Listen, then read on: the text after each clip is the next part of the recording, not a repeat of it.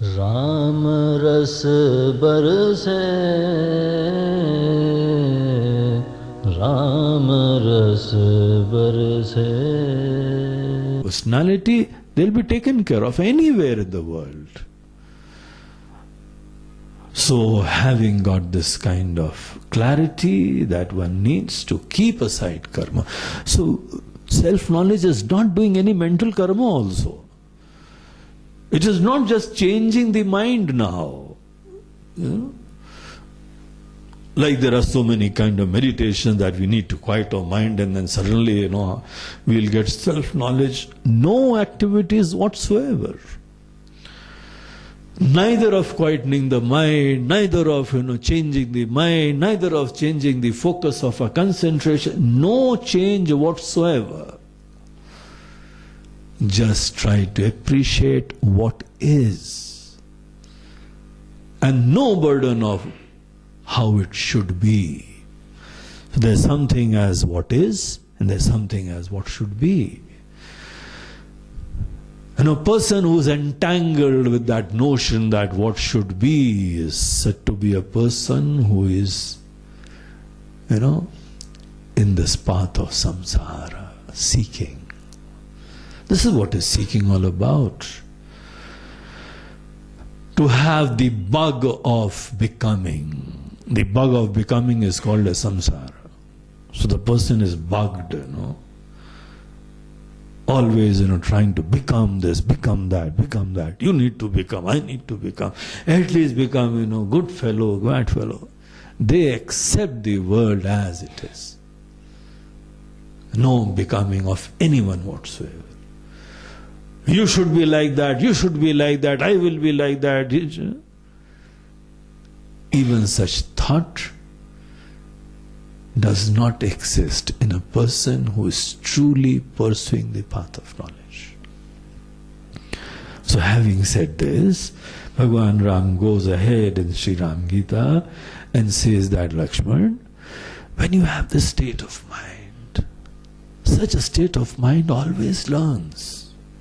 You'll always be learning. And whenever the teacher reveals anything, you will learn very fast, very quickly, very deeply. You have such a beautiful mind, disposed for knowledge. And here now the teacher will start this process of knowledge for such a person. And the system which is prevalent over here is that take up the study of Mahavakyas. Mahavakya, they are the revelatory statements of Vedas, which reveal certain profound truths about ourselves. Mahavakyas are all those statements which reveal the identity between individual and the total. Akhandarthaka bodhakani vakyani. So that artha, that meaning which is akhanda, which is non-fragmentary. So that which is devoid of any fragments, no divisions, no limitations. A revelation of that unfragmented, limitless, transcendental, infinite truth is the subject matter of Mahavakyas. So all the teachers, directly, indirectly take up this Mahavakyas and communicate. So Bhagwan Ram, he takes up the famous Mahavakya of Chandogya Upanishad, Tattvamasi. He says, Lakshman, go into this thing. Deeply inquire into Mahavakya.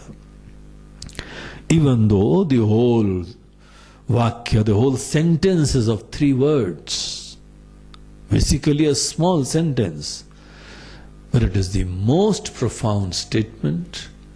A statement which will bring about liberation in your life. It's going to end your seeking completely. And he says that, Lakshman, whenever you want to go deep into any statement, any sentence, the right way is to first appreciate the words of the sentence and then the complete sentence. Padartha Jnanam. So the meaning of pada, the words, is the first stage, and thereafter we'll inquire into the whole sentence. So in this statement, Tat Tvam Asi, Tat is Ishvara, God, the Infinite One. The Creator, the Sustainer, the Destroyer, that Supreme Intelligence, that compassionate intelligence,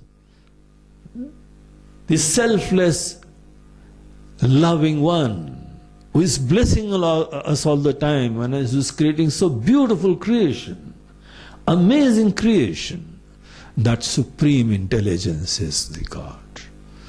He not only creates everything, but He sustains everything. The things are running beautifully. The weather is coming and going, the sun is rising, and the earth is rotating, everything. The whole system is running beautifully. Not only the things outside, but even our bodies, our heart. It's not the human beings are doing this. The Creator has created everything. Even the smallest thing, the atom, the leaves, the plants, everything is running so beautifully. We are amazed at the profound intelligence of everything. So there is a Supreme Intelligence which creates, which sustains, and which also destroys. That is part of His agenda. He makes place for something new now. He has given you time now. He takes you away from here after a certain time. Maybe after, your faculties are not ready now. Or whatever had prompted you to take the birth is now exhausted. So He destroys also. He is the creator, sustainer, and the destroyer.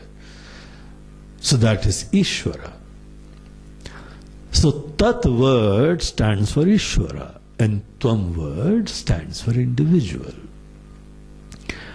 Superficially speaking, when we look at an individual, he has so limited faculties. The intelligence is limited, the capacity is limited, our bodies are limited, we are there for a limited time. We are just in a limited space existing over here only. We are limited from all point of views. We have just come here in this cosmos for a small fraction of time, and thereafter we'll disappear. So this is an individual. And on the other hand, the God is the one who has infinite intelligence, infinite knowledge, infinite capacity, power, love, fulfillment, creativity, everything unimaginable. And here is a statement which is saying that, oh individual, thou art that. How can that be possible? Whenever an individual looks at this possibility of supreme intelligence, whether it is some very learned person over here, even such a person, we always bow down to such people respectfully. We honor them in our society. And therefore God is someone, who's worthy to be prayed, glorified. We need to sing His glories. That is apparently the right thing to do. The word God, it stands for something which is so great, so beautiful, profound. An individual is a small, petty thing, just like a wave in front of an ocean. How can a wave become one with ocean? And here is a statement which is saying that, oh individual, you are that. So superficially speaking, this statement is just ridiculous. It's just baseless. Yet, when it is coming from our teachers, very intelligent people, who are revealing this knowledge only because we have surrendered ourselves, we have requested for knowledge. So we need to take these statements much more seriously. What is the hidden meaning over here? Is there a certain thing about the statement which I am not aware of? Let us inquire into that. So Bhagwan Ram says that, Lakshman, you go into these statements, all the words. Let us start from understanding what is an individual. Whenever we say there is an individual, there is one aspect of the individual which is his faculties, this body, this mind, this intellect, the individuality. All these things, this is what is indicated by the word individual. Whenever we define ourselves, which we are indicating only these things. So this is what is called as the word meaning of the Tvam word, Jiva, individual. That this limited fellow. But am I this body? Am I this mind? Am I this intellect? Is this the real me? Is this superficial definition about me is my truth? We know that all our faculties keep on changing all the time. My photographs of my childhood, they're nowhere near me as I am standing today. That is why maybe we are taking photographs all the time, that we are going to change. This kind of moment is not going to be there. This childhood will change. The youth will come, it will change. Not only our physical body is changing all the time, our mind is changing all the time, our intellect is changing all the time, all our faculties, they are changing continuously. What we see at one particular time, next year, next birthday, the person is so different. How can we say that, yet I am the same? Because that is changed. Whole cells of the body changed after a few years. They degenerate and the new ones are there. So I am not the same thing. These faculties, they are not my definition. In the waking state, we identify with the physical body. Whenever we go to sleep in the dream state, we detach ourselves from the physical body and we revel only at the level of mind. And when we go into deep sleep, we even detach ourselves from the mind. Then alone we can relax. And the very fact that we can detach from our physical body, we can detach from our mind, itself reveals that the truth of me is something which is different from this body, mind, intellect. Who am I? What is that constant thread which is, pervading all the various stages of my life? The stages of childhood, youth and old age, the stages of waking, dream and deep sleep. The things, they are continuously changing, yet there is something which is constant. What is constant? What is that me which is not changing? That alone needs to be the real definition of me which is not changing.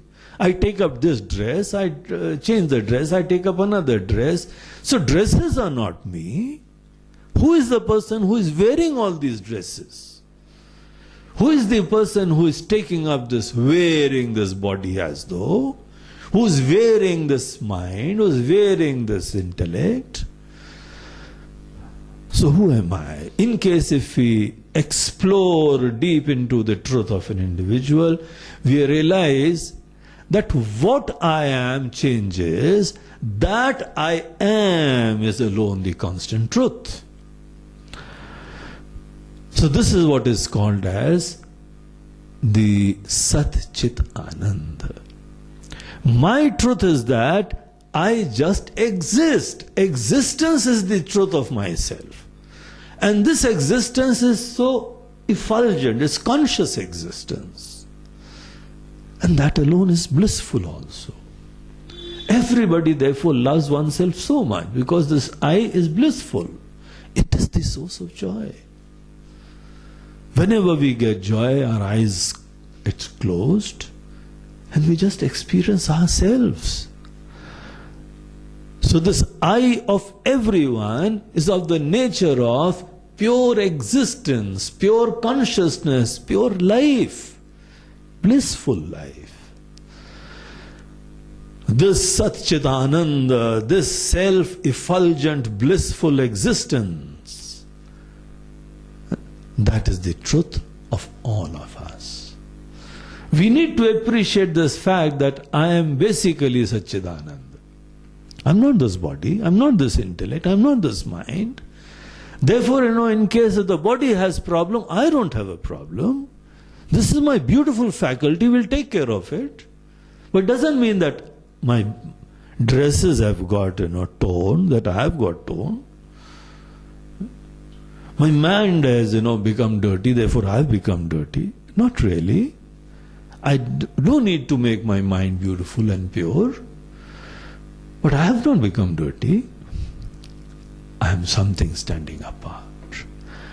I detach from your mind, yet I revel in some other level of existence, another state of existence. So I am something different from the body, mind, intellect.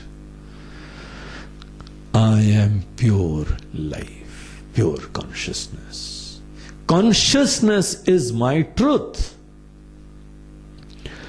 So this is what is the conclusion of the inquiry into the word Tvam, the individual.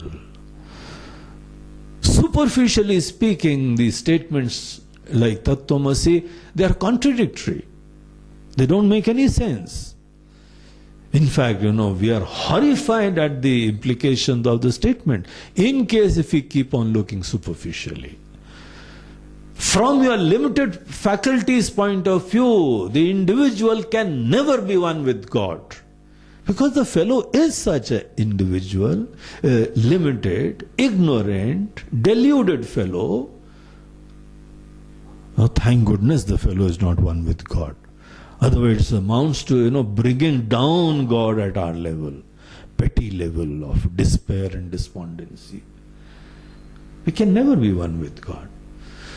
So these statements are possible only when we drop our sense of individuality and we realize that I am merely pure life, infinite existence.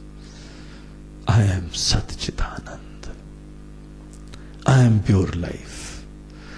When you start looking at yourself as just life, not a body having experience of consciousness, but it is other way around. It is consciousness having experience of a human life and body. So you are consciousness and you are experiencing this human life. It's just like, playing a role on a stage of life. You can take up any role.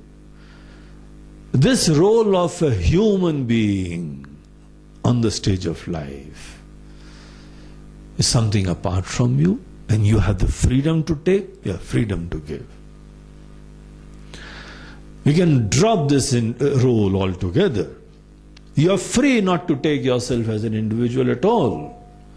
You can as well take yourself as pure existence, embracing everything in the world. Pure life, which is manifesting through everything in this world. You are that. So these statements start making sense only when, we inquire into ourselves and realize that I am not this faculty, I am not this mind. I am that Satchidananda. So on one hand you need to go into this, the truth of individual, and on the other hand you also need to go into the truth of your beloved God, the one you have been worshipping so far, the one whose benevolence and compassion you have been experiencing so far. You are so gratified at the showering blessing on you. Who is God? Does the word God mean the one who has this intelligence, the power, the omniscience, the omnipotence? All these things, is this the real meaning of God? Just as the real meaning of an individual is not someone who has limited intelligence, limited faculties, but he is pure intelligence. You have donned this costume of limited intelligence, limited faculties. So also God has donned this costume of profound intelligence, profound capacity, this love and qualities and everything. He so clearly tells this thing in so many places wherever there is this discussion of God taking up any kind of manifestation. In Bhagavad Gita, 4th chapter, Lord Krishna says, Ajopi san navyayatma bhutanam ishwaropi san prakritim swamadhisthaya sambhavami atmamayaya. O Arjuna, it is with the power of Maya, this beautiful, creative, inexplicable capacity, I take up any form. And it is this Maya, because I have taken up this quality, beautiful intelligence, omnipotence. This is all Maya. This is all my beautiful faculties. So the omniscience, the omnipotence, the compassion, the love, everything is only pertaining to the faculties of God which He has voluntarily donned. He has taken up that costume. The individual, because of ignorance, the fellow has identified with limited faculties. And God has donned in His freedom the infinite qualities. So what we are looking at God are His qualities. But the truth of God is also Sat Chit Anand. When we go deep into God, then He is also, faculties keep on changing. Therefore, so many avatars are there. The avatars also keep on changing. Every, manifestation of God is there in a particular time and it is given up at a particular time. Avataran is there and the avatar is given up at a particular time. He is not identified with not even the physical manifestation, but even his qualities and intelligence. These things come and go. And therefore the truth of God is not these qualities. It is pure intelligence, pure consciousness, pure existence. Blissful, self-effulgent existence. This is the truth of God also. So when a person starts exploring the truth of God, then our perceptions change about God. That doesn't mean that God will stop having good qualities, yet we'll see something deeper in Him. That God basically is not His beautiful royal costume, regal costume of omniscience and omnipotence, but God is someone who's donning up this costume. Deep down He is Sat Chit Ananda. So now, when you are also pure existence, when you are also pure self-effulgent, blissful existence, and God is also the same blissful existence, consciousness, thereafter these statements start making sense. I can be one with God only from this point of view, not from the point of view of my costumes. A king can never be one with a commoner, let us say.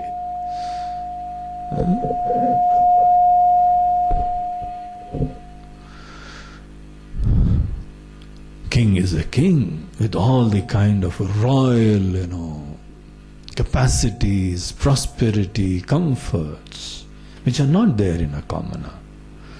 Yet, when we look deep inside, He's also a human being. The other person is also a human being.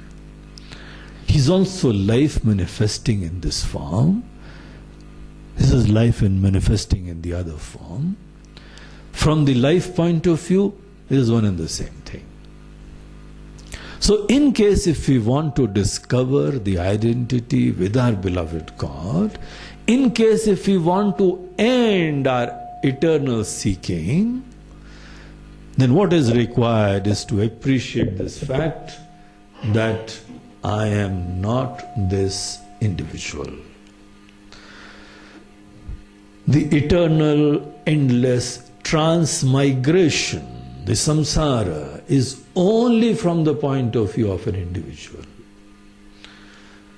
Samsara, the endless seeking, the so-called transmigration, is not from the point of view of consciousness. Consciousness, because it is all pervasive, it doesn't go from here to there. A person who thinks that, I've got to go from here to there, that person is taking oneself to be a limited fellow. And the moment you take yourself to be a limited fellow, you are compelled, you are bound to seek all the time, eternally. So he reveals the whole secret of this statement of Tattvamasi. And one of the things which is very beautifully revealed over here is that, Lord Rama takes up this thing with Lakshmana. The Lakshmana, whenever we go into these Mahavakyas, it is the implied meaning which is important, not the superficial word meaning. Superficially, they are different. Word meaning, it only indicates that superficial perceptions. But we need to appreciate the implied meaning, the deeper meaning, the truth of everyone. And there are systems of appreciating the implied meaning. He says basically there are three kind of ways in which we appreciate the implied meaning. They are called as Jahad Lakshana, Ajahad Lakshana and Bhagatyaga Lakshana. Jahad Lakshana is that kind of appreciation of implied meaning where we completely negate the word meaning and then appreciate the nearest possible logical meaning. Like a person says that I am living on the beach. I am living in the sea rather. As a person is saying I am living in the sea itself. That doesn't mean the person is, floating there on a boat all the time. The logical meaning is that you negate the word in the sea and appreciate the fact that what the person is really saying is that he is just living on the banks of the ocean. Very, very near the ocean, as though in the sea itself. This is the commonsensical meaning of that statement. We are using this so many times, and that is the nature of this first implication. The system of realization of the implied meaning, the Jahad Lakshana. So don't take this kind of system in this Mahavakya. Otherwise it will imply that you give up the individuality completely. Whatever you are appreciating about yourself, the I, the individual is not to be negated completely. Now this is what so many people, they keep on saying that, just black out your mind. Negate all the thoughts whatsoever. Negate the ego completely. This is not what we are saying over here. We are saying something different. We'll go into that. But do not take this system of Jahad Lakshana to appreciate your identity with the infinite truth. There's another possible system also which many people appreciate and falter. And they again, they do not realize the truth. And that is what is called as Ajahad Lakshana. In Ajahad Lakshana, we do not negate the meaning at all. Whatever the word meaning is there, we continue to take that word meaning and add on something to it. Like we say, the 100 guns were marching.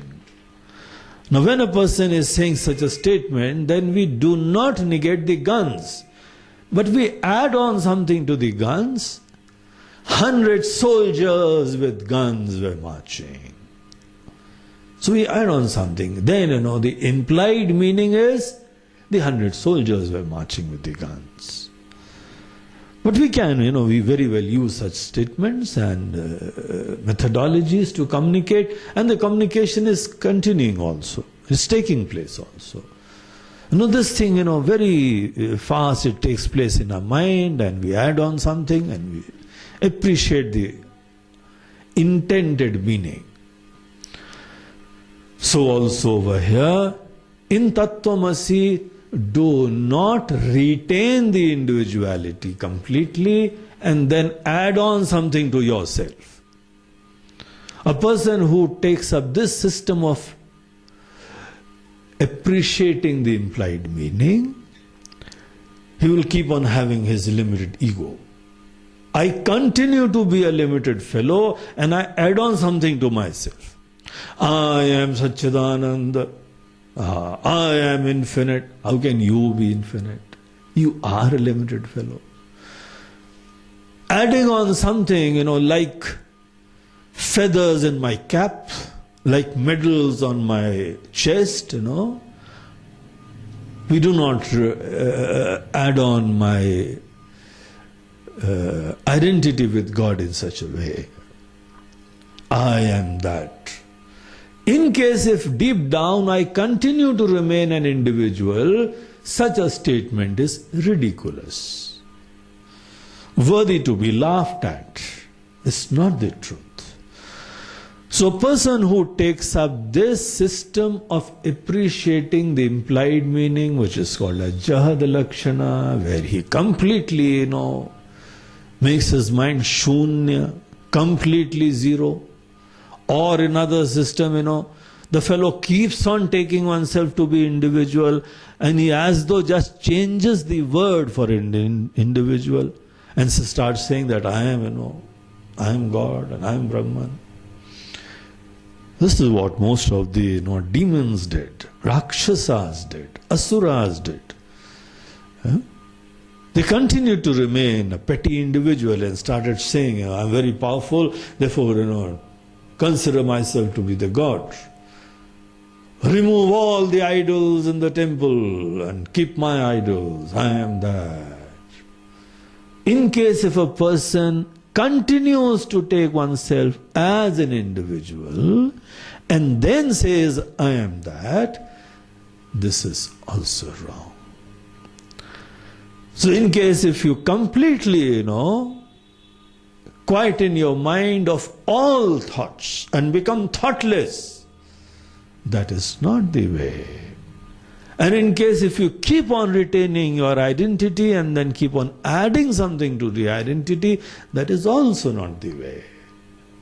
Therefore, a very, very beautiful, important discussion was given there by Bhagwan Rama. He says, Lakshman, the right way is that do not give up this ego completely, but inquire into the ego. Ego is a composition of two things. Consciousness and inner things have combined, to produce this unholy combination of Jad and Chetan, inert and conscious. These two things, they get combined to form an ego. So what is required over here is you discriminate between these two aspects of that which is inert and that which is conscious, that which is nitya, that which is anitya. Separate these two things.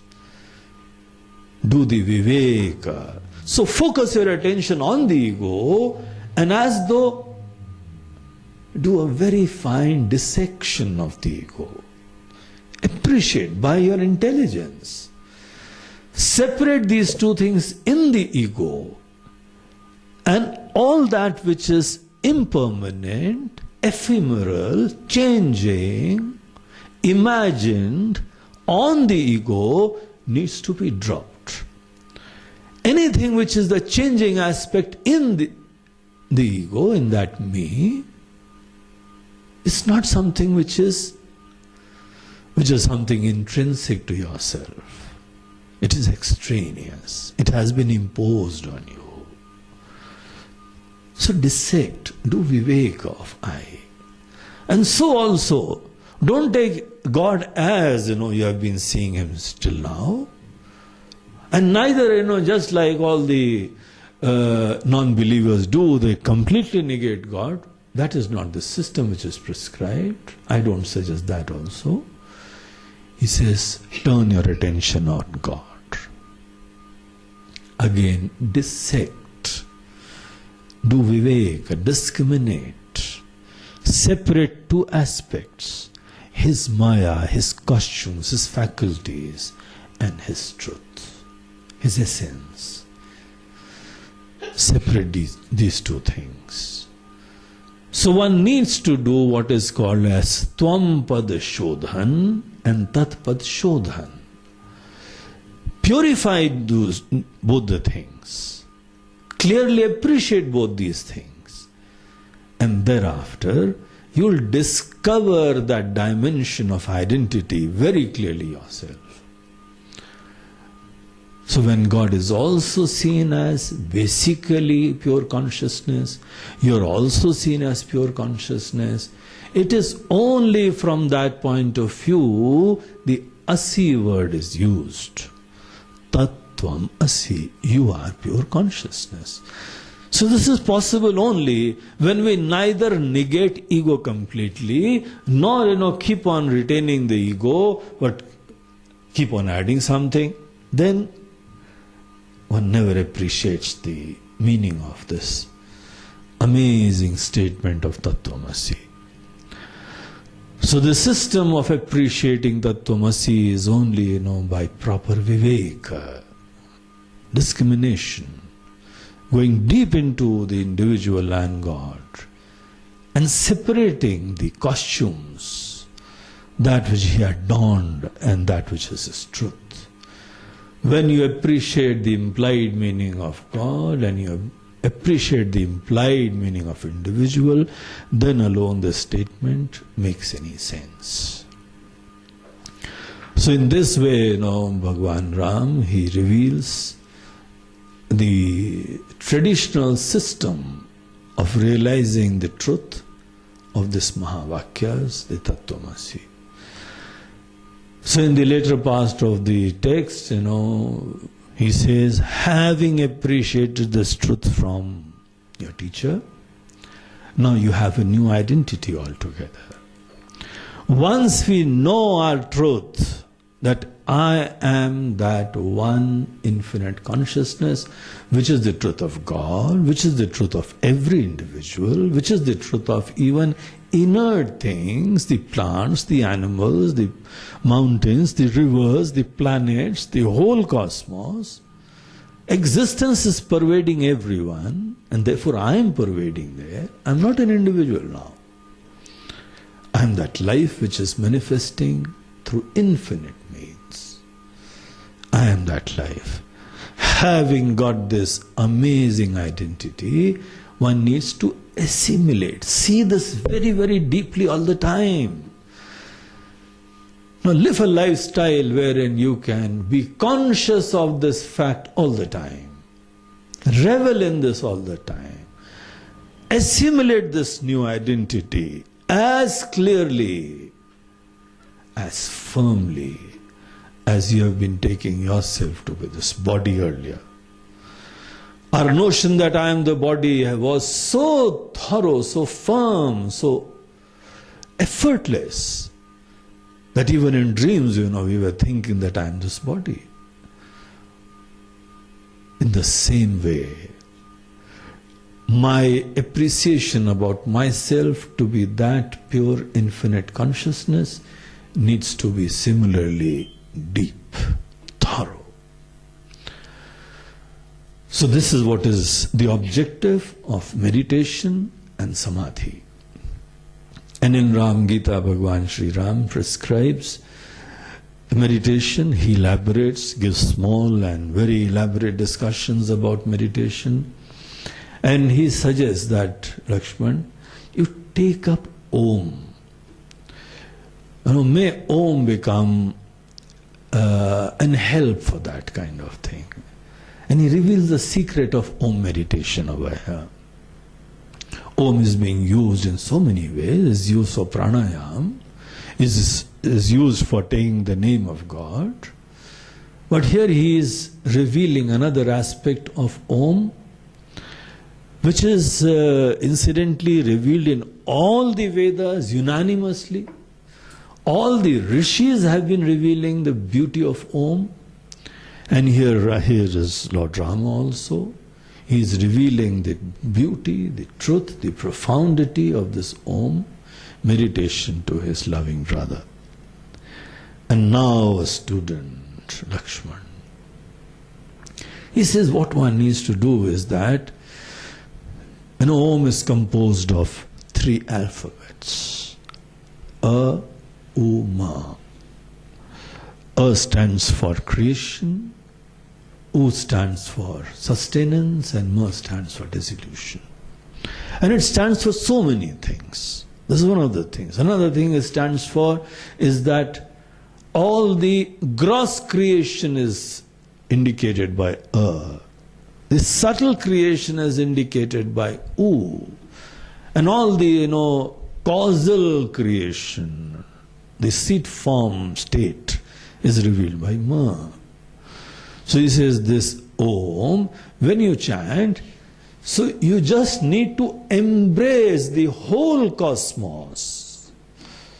May this Om encompass everything in this creation, whether it is subtle, gross or causal.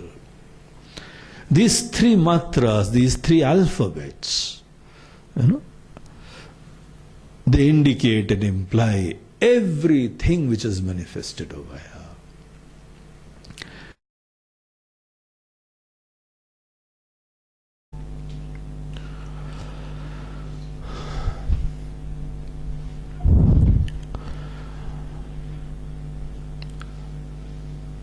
So we were talking about the meditation which is revealed in Sri Ram Gita. Having revealed the vision of identity through Mahavakya, Bhagwan Ram, he says that once you appreciate the secret of Tattvamasi, once you appreciate that the identity which is revealed in Tattvamasi is possible, only when you negate the upadhis, the adjuncts, the ephemeral parts of individual and even of God, and only take yourself to be pure consciousness, and also look upon God as an embodiment of pure consciousness, then alone the revelation of the truth of Mahavakya is possible, and we understand what does I am that the sentence means. So having appreciated this, then one should assimilate this knowledge. While the realization, the experience of the truth of the statement is possible even at the feet of one's teacher, but assimilation requires a separate exercise. And it is the assimilation of this knowledge which is called as Nididhyasan in Vedanta. So we have to do Nididhyasan. Nididhyasan is that kind of meditation wherein we assimilate any knowledge about ourselves, the new identity about ourselves. So For this kind of meditation, one has to go to a very quiet place where there are no distractions. While there are no distractions from this person's point of view as far as responsibilities or any other obligation is concerned, there is no burden of having to do anything in life. So with a quiet mind and the minimum possible distractions from outside, in case if some small distractions are there, we need to insulate our minds. We do not give importance to any kind of stimuli from outside, and we just have to focus on this truth. So having done that, one should become totally introvert, because this exercise is not for anything outside. It is just for appreciating, reveling and assimilating the knowledge of myself. So therefore, just become totally introvert. We are more bothered about who experiences rather than what is experienced. So in this kind of meditation, we do not need any kind of extraneous aids, any sound, any kind of fragrance or any form, nothing whatsoever.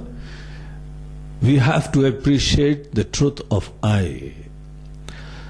So therefore, this is what is meant by uparatendriyaha, that we have to become introvert.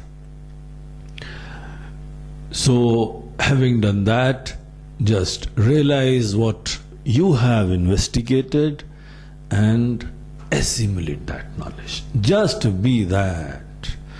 There is no process of trying to become. There is not the individual trying to become anything. Please note that.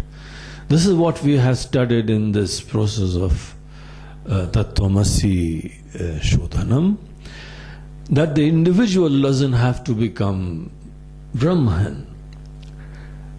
This individual, who by its very definition is a limited entity, so this is negated earlier.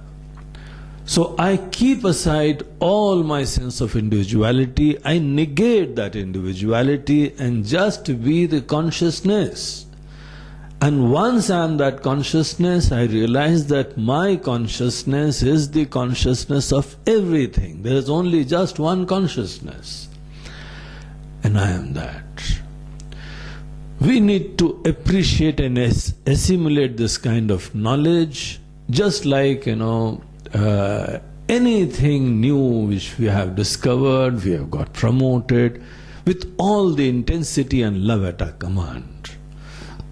This very knowledge needs to give us great joy. We need to pour all our emotions in this appreciation, all our love in this appreciation. Once, we start really giving importance to certain thing, that is where our love starts, flowing. So we need to give profound importance to this knowledge. This is my truth. And no distraction. Any distraction will amount to saying that, I am a limited person, I am a seeker, I am an experiencer, and I need to experience something. Maybe this is good, and that is not good. All that kind of thing is delusion. It's a distraction. This is what we are trying to overcome in this kind of special meditation. In this process, Bhagwan Ram says that Om is a very beautiful aid. So we have been using this Om, which is revealed in all the four Vedas unanimously as one of the beautiful systems of awakening to yourself, negating everything else and just being yourself. While Om is used for so many things, it's used for pranayama exercises, it's used to remember God. It's one of the most beautiful names of God. God means one who is endowed with omniscience, omnipotence, everything. But here, Om is also used as an aid to keep everything aside and just awake to pure consciousness. For that, first of all, we associate the three alphabets of Om, A, U and Ma, which together become Om. One should not chant A, U separately. All these three alphabets should not be chanted separately, but whenever A is followed by U, it becomes O. So it is always chanted as Om. So when one chants this mantra, Om, we associate the gross, the subtle and the causal world, the whole cosmic world, with these three alphabets. We as though embrace everything in the cosmos with these three alphabets. So this is kind of magnanimity which this Om mantra brings about. We have a comprehension, we have a perception which is so holistic. With one word we are comprehending the whole universe as though whatever there is, which we know or which we do not know also, that is what Om represents. Everything that is perceptible, potentially perceptible also. And thereafter, once we chant this Om, so it starts with opening your mouth and the wave-like form, the sound, and slowly it subsides in silence. So this subsiding of the Om in silence is what is the most beautiful aspect of Om. In case if we associate everything in the creation with the three matras, then the moment this Om subsides into silence, it resolves into, it merges into silence, then everything in the creation, for all practical purposes, negated from our mind. And thereafter, there is nothing in the creation which is left. No names and forms, no individual or no cosmic things, no total things. Every upadhi, every name and form, everything in the creation, gross, subtle or causal, they are negated. So this is a very beautiful means of negating, first of all, comprehending the entire creation, and thereafter as to negating everything. And what is left behind? Again, let us remember the three kind of implications, lakshanas. So what we have to take here, that only consciousness is left behind. It's not that zero is left behind. It's not that shunya is left behind. It's pure consciousness, pure life, Sat Chit Ananda which is left behind. And this Satchidananda is what I am. Thus, using this mantra, comprehend everything and then let it slowly merge into silence. So this is a very beautiful means of doing nididhyasana, doing this meditation, and thereafter just be yourself. Like in Bhagavad Gita also, Bhagwan Krishna told Arjuna, Atma samstham manah kritva nakinchitapi chintayet. Having awakened to yourself, do not think of anything whatsoever. Habitually our mind, keeps on thinking of something or the other. Realize this fact that this is it. This is the ultimate, this is your truth. And therefore do not think of anything habitually, even habitually. Just be in yourself, conscious about your being one non-dual reality. That which is not available to be negated, that which is uncreated, that which is the substratum of everything, that which is the Atma of everything. So we use Om from many point of views. We can also use Om from our individual point of view, wherein A, U and Ma represents our three roles in our three states of consciousness. The A indicates Vishwa, that me which is there in the waking state. U represents Tejas, that me which is there in the dream state. And Ma represents Pragya, that me which is there in the deep sleep state. So these are the three roles, the waker, the dreamer and the deep sleeper. So Om, it embraces all these three roles together. And once you chant Om, you bring into your mind all the three roles you are taking up, you are donning in all the three states of consciousness. Whatever I am in the deep sleep or dream or even this waking state is indicated by these three words, alphabets rather. And once you chant Om, again, the moment this subsides into silence, it merges into silence.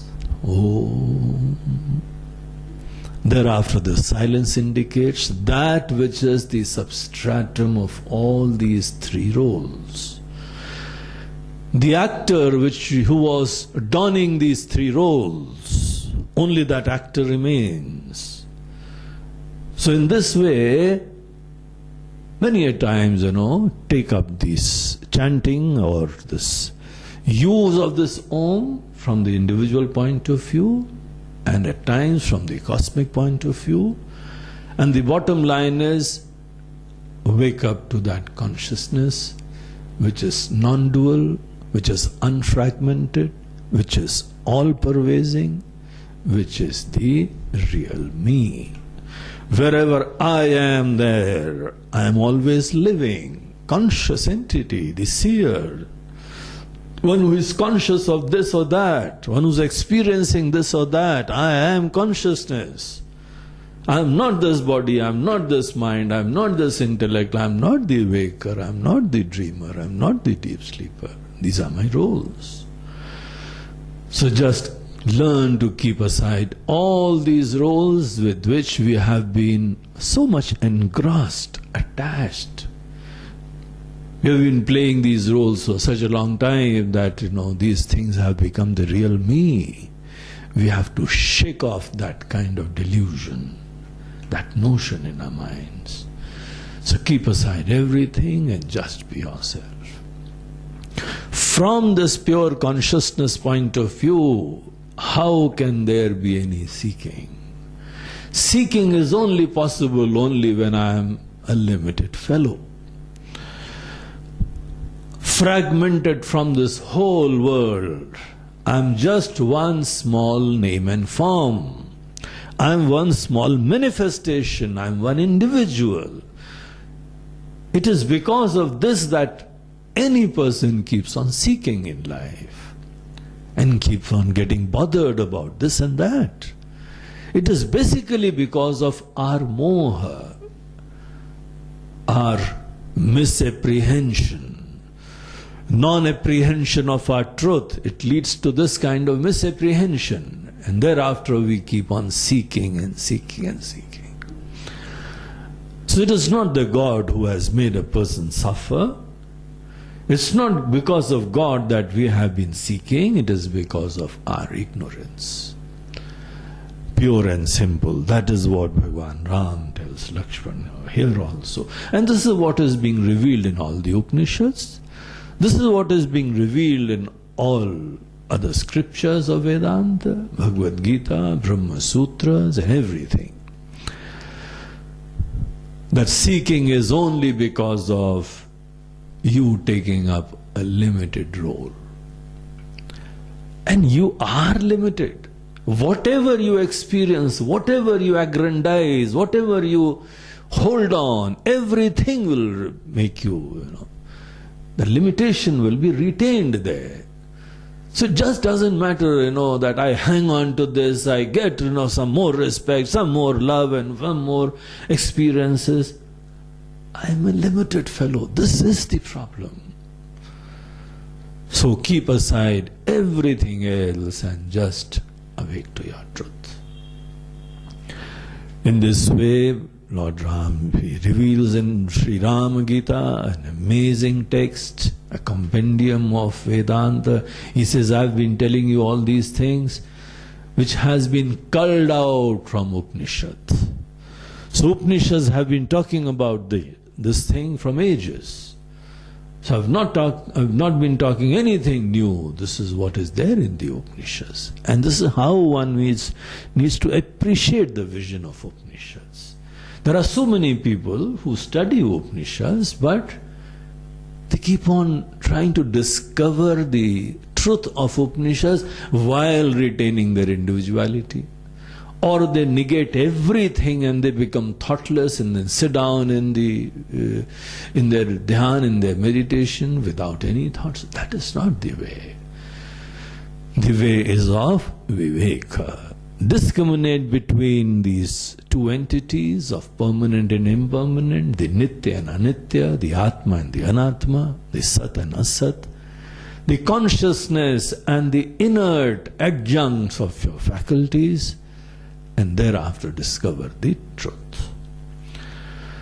So in this way, Bhagwan Ram tells his brother and now his student that be free from all kind of seeking, all fears, all insecurities, and you are the substratum of this whole creation. Don't identify with this body. We did not have experience of consciousness while remaining a human being. We have to realize that I am consciousness having an experience of a human being, not the other way around. And in the end of the text, he glorifies this text, that whoever appreciates, studies this thing regularly, is bound to appreciate the truth which I have revealed and which is also revealed in all the Upanishads. With this kind of the stuti of the glorification of the text, Sri Ram Gita is concluded. Hari Om, Hari Om. Ram रस बरसे, राम रस बरसे।